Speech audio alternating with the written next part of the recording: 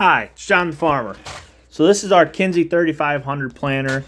This is going to be our teardown video of how we tear it down. So here I am. I'm taking the bolts off those gauge wheels first and kind of getting them stacked all in a bucket together. And then I start taking the gauge wheels off and setting them off to the side because we're going to be rebuilding those later.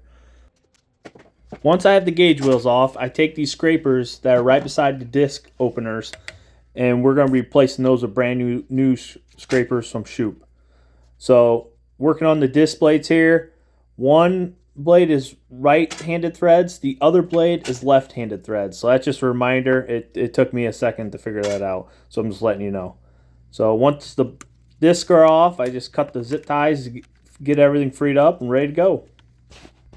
All right, so you just see me tear apart our unit here. We took the gauge wheels off, then the little disc blades here, and then we cut off these zip ties on the C-tube to get to the spacing block because it's pre-war, so every time you do this, you should replace this too. That way it's not wearing into the frame of your unit.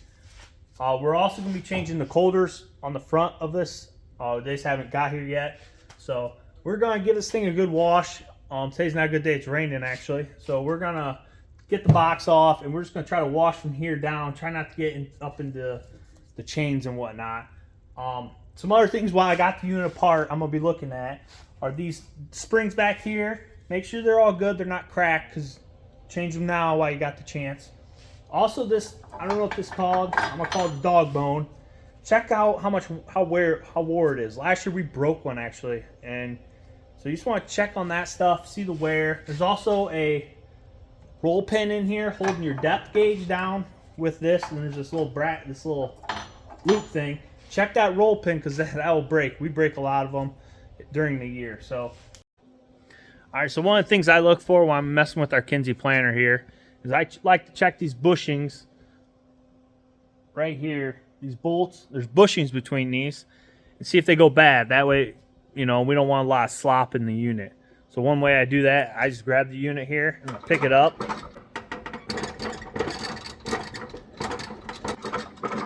And you can see I have a bolt here that's moving quite a bit. So we're going to take the bolt out and see what the bushing looks like and see if we got to replace it.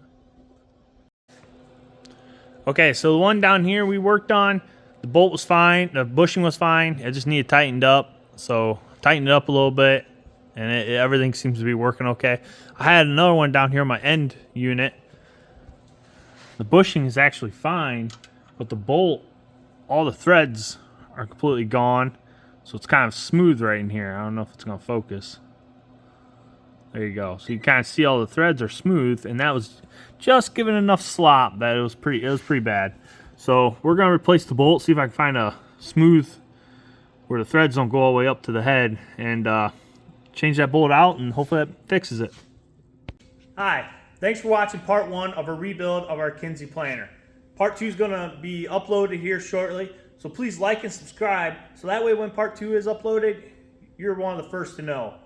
This project turned out great, and actually we're going to be putting it in the field here probably in the next couple weeks, so stay tuned.